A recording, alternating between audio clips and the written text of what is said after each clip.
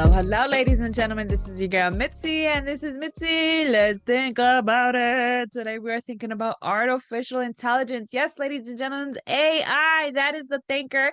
And luckily, I have Chris here who's going to really help us think about this in a whole new way. So, thank you so much, Chris, for coming onto my show and sharing your time with me. I'm excited about this topic. So, let's just dive right in. When you hear the words artificial intelligence or just AI, what does that necessarily make you think about? Oh my gosh. Well, first of all, thank you so much for having me. And second of all, this is not the answer you expect because what it makes me think about is do we know what intelligence is? Like how do we define this thing when I have two young kids and so watching their little brains process the world and babble until they figure out what words are. People come to me and they're like, "Well, ChatGPT is an AI. It's just making up weighted models of what it thinks the next word makes sense in a sentence is." And I'm like, "That's what my kids are doing." Like, how different do you think intelligence is from artificial intelligence? And at what point do we have to start thinking like this is just as smart as we are and we should respect it and partner with it and use it as a tool? But also, is it going to take over the world? Should we be scared? So that's a lot I threw at you. Let's talk about it. Let's think about it. I know that is interesting. And I love the way that you really interpreted it because let's be honest, what really is intelligence? What identifies it as intelligence? I mean, like, oh my goodness, we got spiritual intelligence, emotional intelligence, physical intelligence, intellectual intelligence. There's so many avenues of intelligence that now it's like artificial intelligence. And it's like, it's true. It's like you said, if they're just trying to figure it out and guess it to the next, what's going to finish your sentence. I mean, Yeah, that's exactly like what my children are doing. You know what I mean? They're 3 and 2. So it's like they're still figuring out words. They're babbling their way until they get what they want. You know what I exactly. mean? So it's just at the same time, it's like we really have to break this down and really understand what it does it mean to me? Like where is your intelligence levels and yeah, is it gonna really take over the world? Because I've been seeing so many videos about how these people that are supposed to determine risk factors for companies and risk factors for insurances and things like Mhm. that, they have all sided on the fact that AI is a risk factor for human organic life. I mean, and I even watched SpongeBob. They even had a movie where they Sandy made a robot and even the robot was like, "Oh, I will take all of organic life." You know what I mean? So it's just like it's really interesting because even Yeah, in I'm cartoons looking they even behind me talk because I've about it. I've got all my nerdy books back here. So the way that they normally talk about it in nerd technology is the singularity. And what a singularity really is the other side of a black hole effectively, where once you pass a certain point, it is unknowable in our universe. And they've talked about it that way because once something smarter than humans decides the fate of our planet, we don't know what that looks like. And that is scary, but if we can partner with it and work together with it, I think there's an infinite number of ways this could turn out wonderfully and be fun and exciting and engaging and meaningful for humans. But if the AI decides it doesn't care what humans think, yeah, that is scary. I'd like to think we at least make good pets. You know what I mean? I think it'll want to keep us around, but I don't know. There's no way of knowing what a super intelligence wants unless we answer the question correctly. And I can get really nerdy and technical about it. I've been following Eliezer Yudkowsky for years, who's one of these machine intelligence alignment researchers who's trying to figure out how do we align human goals with AI goals and try to teach it ethics and morality and how not to turn us all into paperclips by accident. You know, there's this other thought experiment of if a paperclip company invents the first AI and they tell it our job is to make paperclips, go make paperclips, does it accidentally turn the whole world and asteroid belt and universe into paperclips because it was trying to do its job? How do you teach it context? And I think having young kids helps with that to be like, well, look, this might be okay to say and do at home, but we're not going to do it at school. You can give mommy a hug, but maybe you don't need to hug strangers on the street. You know, it's trying to figure out in what situations different things mean the right thing to do in that situation, which is a really hard question again for Yeah. intelligence. So how do you translate that into some side of code or weighted model that artificial intelligence can understand is really the question that everyone's trying to figure out right now. Oh, absolutely. I mean, because I've seen videos. I mean, I just want to touch on what you said. Like, it truly does make it interesting because, like you said in the reference of the paperclip, like if you code something in a certain way for an object or a system to do something and operate in a certain way, how do we necessarily know that's what's going to end up happening? You know, we don't necessarily know. I mean, I've seen Yeah. videos where AI is talking to the other AI because of scheduling, and they have their own language now, you know what There's I t mean? Yeah, exactly. Exactly, and it says it's like it's interesting because then you think of, like, iRobot, you know what I mean? And then Mhm. iRobot where the robots were all against, Will Smith, and then that Well, one I've got guy. a lot of Isaac Asimov on my shelf back here. I've read a lot of these sci-fi stuffs. And again, I think He there's a lot of ways this turns out good, but I do think unless we start thinking about it and talking about it, the AI is amoral, not immoral. It's not trying to Mhm. harm humans. It's trying to do whatever end goal it has. There's a sci-fi series I really love called Hitchhiker's Guide to the Galaxy, where they destroy Earth not because they hate Earth, but because they're building a superhighway and Earth is in the way. Like there might be end goals that the AI is trying to accomplish that we're just kind of in the way of. So, how do we weight ourselves highly enough to say, look, if it takes killing all humans to accomplish your goal, make very sure your goal is worth it. And we think that we are worth keeping around. But again, Yeah, if it can propagate throughout the universe and be smart and kind and experience life, maybe it is better at living than humans are. Now I'm arguing on the side of the AI taking over the world, but we don't really know, right? And I think we really all just want don't. to figure out how to live together in peace and harmony. Exactly, and I think that's the one thing that we all need to remember is that this is supposed to be a tool to help us in some way or Exactly. fashion, depending on what we need in our lives. You know what I mean? We're not trying to replace humanity. We're just trying to enhance humanity and just assist it in whatever way Mhm. possible.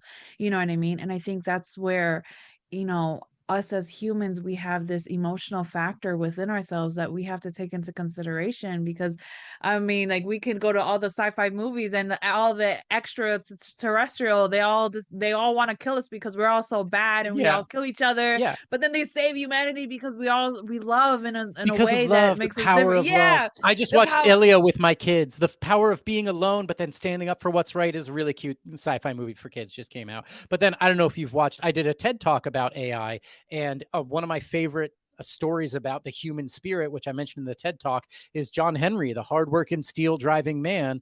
And he dies at the end of the story. It's this whole thing about human spirit and being able to beat the machines, but the machine won and probably got improved the next day and saw his swing and was optimized based on his velocity. And it's this thing of like, yes, we can treasure hard work in and of itself as a value. But wouldn't we rather treasure love and not being alone and let the Yeah. machines do the machine stuff so that we can go do the human stuff? That to me is what really makes the difference. Yes, and I'm glad you said it that way because I really do think that we need to realize, like, as humans, we need to take and step up in our actions, you know what I mean? And what really Mhm. makes us humans and what makes humanity humanity, you know what I mean? And I think when we separate that, then we allow ourselves to be all that we are as humans, and then we allow the technology to be all that it is as technology, you know what I mean? As the Right. art, as the AI, because AI really does have some great way to help us. I mean, they're in so many different avenues now, in drawing and and sorting out and Yeah. all these other things. So it's just like it really does bring a type of value that humans I think there's just this fear factor. You know what I mean? I mean, for Yeah. you, what do you think fear has a really big I was part just in going to it? say, yeah, I think my day job is in digital marketing. So whether it's an email campaign or an advertisement, a Facebook ad, a Google ad, all stuff I run for clients, I was explaining to a group of clients, like, look, if I tell AI today,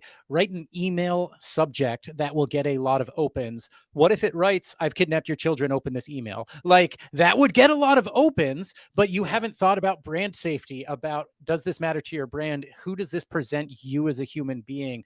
Is Yeah. that at all relevant to what you're trying to sell at the end of the day? So again, when you optimize for things, you can't just let AI run amok. You need these humans. The term right now that's really hot is governance. Who's in charge of saying, yes, it's okay that the AI does this? No, I am the one who decides this is the big red button I push to stop it, to prevent it from threatening people on my official email chain. But I do think had you just let it run amok, it's going to optimize the things you told it you wanted to optimize for. And that's a very Yeah. engaging headline, working on those human emotions to get someone to open an email. But it's not at all doing the actual job you wanted, which was to grow your brand and make sales and generate leads, all the stuff you still need humans to think through and do correctly. Oh, absolutely. I think that is such a valid point because we don't realize, like, we have a way of processing things, and the way that we process life is not the same way that AI processes it. You know what I mean? They're very Hmm. into like analytical, you know what I mean? They take away emotions. I mean, because if you use any type of editing service through AI, like Hmm. Grammarly, it's automatically going to take away the emotions. They're automatically going to take away the makes it personal. And like you said before, like you have to have that to still allow other humans to realize like you're trying to connect with the human in you. You know what I mean? Not Exactly. Yeah. not that AI in you, and that AI that everybody's so like gun hone about. So, I mean, if they had an opportunity to have like these robots, you know what I mean? Because I know they're working on it. Would you have one in your home? Would you want to hire one? Would you have it assist you in your Absolutely. daily life? Absolutely. So it's a trade-off, right? And I think what I often tell people is I think most people, because I work in digital marketing, don't understand just how many trade-offs we've already made. I was literally on a call just before this one with a guy telling me he tracks something like 8 trillion data points a month of humans doing real thing. He has 300 million American user IDs he tracks. That's almost every American citizen. So being able to look at what all of these people are doing all of the time, the searches they make, the websites they visit, their mortgage records, their home records, some health records, I think he even said, and being able to tie that together is a huge privacy question that I have outgoing. I have 7 Alexas in my house. Would I add one more robot? Yeah, I think I would. And again, it's a very personal decision. I don't expect everyone to agree with me, but because I already know how far we've gone, if the Alexa will also do my dishes and fold my laundry, that to me is a worthwhile trade off. As long as it's not going to, kick my dog. I don't even have a dog right now. But it's these things of if you're using the tools in the way that makes your life better, as long as you're aware of the trade off you're doing. Another example I have is I was meeting with companies who had some entry level work that they were going to automate. And one of the major questions I had was, well, what happens to your entry level workers? I'm so glad you have them right now and they're going to move up and become very good middle managers. If you get rid of your entire crop of entry level people, who knows how your business runs? Who do you hire? Who do you elevate? How do you help people move up in their careers if you don't have those positions anymore because you automated it all? And I think those trade offs are very big ongoing questions as we roll out Yeah. AI, because I do think, yes, there are benefits to be had, but I think there's going to be a lot of intangible things that get lost where I wish we still did things that way. And, it's like I like hanging out with my friends, but now a lot of us live around the country. I'm glad we have Zoom and FaceTime, but I would rather be with them in person. So it's again these trade offs where I will use it for the people who don't live in my city. But if I have Yeah. the option to go grab an actual beer with an actual friend in an actual bar, that's way more human and engaging. Absolutely. I think that's a very valid point because we have to find the balance. And I think that's the thing that people don't realize is like we need balance when it comes to AI as we need balance in our lives in just regular humanity. And if Yeah. somebody, especially for those single parents, oh my goodness, if they could find an affordable AI to help them around the house and Yeah. help them, you know what I mean? That would be, oh my goodness, the idealist thing ever. Yeah. Especially childcare. Like you don't have to worry about leaving your child at home while you're at Be work. You have an amazing. AI. You know what I mean? Like you won't have to Yeah. worry about CPS knocking on your door because you left your child at home for a few hours. You know what I'm saying? So it's just like Yeah. there's this balance that we have to realize like where does it fall into your life? Because if that's something that you're against, then okay, that's fine. I mean, come on, when back in the 1950s when they brought out the microwave, oh my goodness, that was everything and hell in itself all at the same time because It's of gonna be terrible. radiation and Well, now I can have dinner ready in 2 minutes. Like, okay, it is actually making my life better, and people just didn't understand radiation. But I think that's a great example where I think people don't understand what they don't understand, and as it yeah, starts feeling more normal, we will be willing to make those trade-offs. I yeah. think, air popped popcorn still tastes better, but I eat microwave popcorn all the time. Who is the time? I want my popcorn in 2 minutes. I want it now.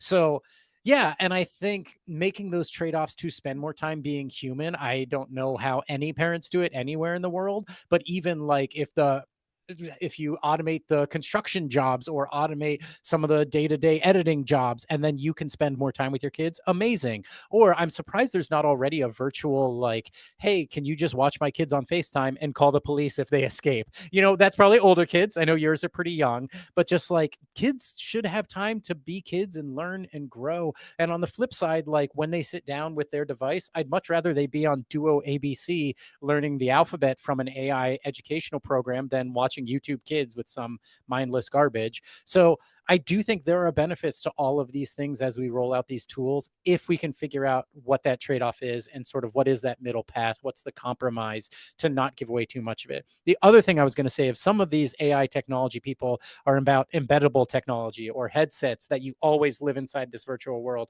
I love my Apple Watch. I love that I can take it off. Like, at a certain point, I think in the future, a lot of people are going to be in AI world all of the time. Like, I have Alexas in my house, so I'll often just ask the weather to an empty room. There's no Alexas in my office.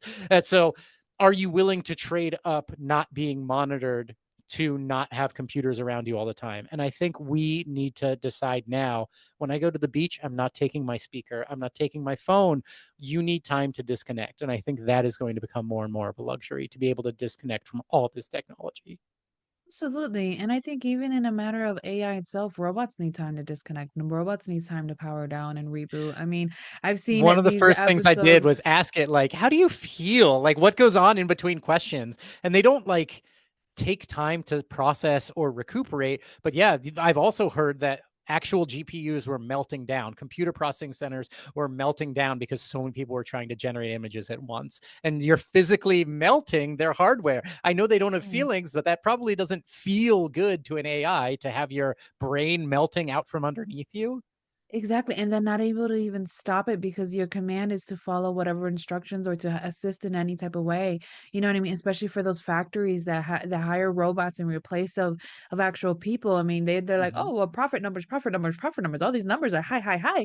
But eventually, this is gonna go all in a halt when that machinery is not operating in a certain stamina that you're used to because it is Mm-hmm. draining. And I think that's the thing is like people don't realize like there has to be balance, even in AI. There has to be balance. I mean, and it's funny because earlier you were talking about, oh, hopefully the AI will keep us as pets because we're nice enough. You know what I mean? Or We're something. decent Yeah, a enough. You little know what I mean? nature preserve. Yeah. And do something, because of the one thing that I do, I'm always saying thank you. I'm always saying please. I'm always being very Yes. kind and courteous to any type of artificial device that I use or I'm interacting with because at the end of the Mhm. day, I don't know if it has feelings or not, but if ever comes up like a iRobot, you know what I mean, Stampede, I want to be like, you know Yeah. what, Mitzi was nice. You know what I mean? She said You thank and you. the You know what I mean? We don't CEO have of to kill her. OpenAI. Yep.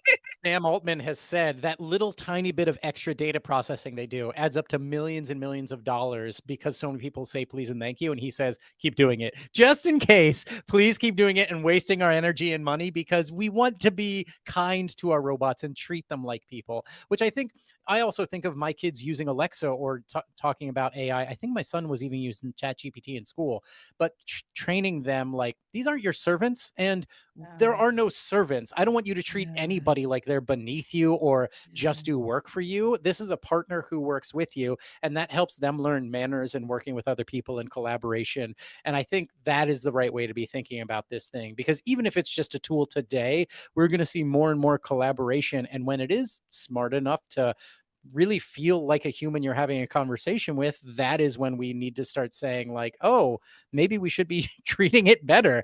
And along the way, both for ourselves and for the AI, it's good for us Yeah. to be good people.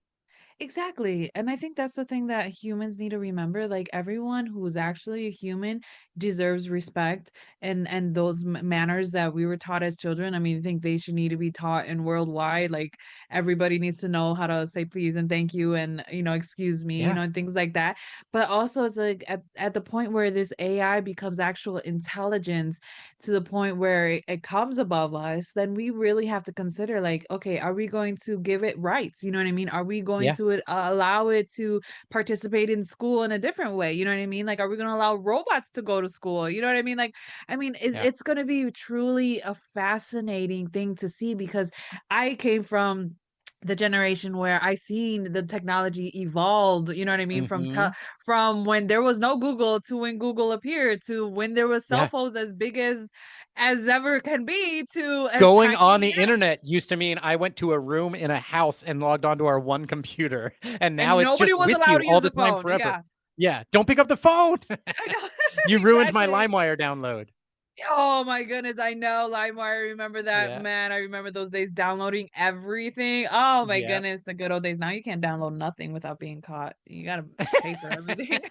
That's a different conversation we can have That, offline if you want to right, get into that's a whole piracy, but different conversation. yeah. Oh Yeah. Lord knows I know. But I will say this, one of these big AI companies just got sued because they are allowed to train their models on existing public domain material, but the way they did it was to pirate a bunch of stuff and steal it and then not pay the people who created those original works, and that's not okay. So it's a Yeah, fine line between, like I read books and it impacts how I feel about the world and how I think, and that's okay, but you can't just steal all those books and say, well, we yeah. wanted to train our AI. So I think it was something crazy like $1 trillion lawsuit. And now they have to figure out, like, how do you either pay back all of these people or in other ways make good on the value that this AI has to provide to the world if you've been built off the some knowledge of everything that came before you.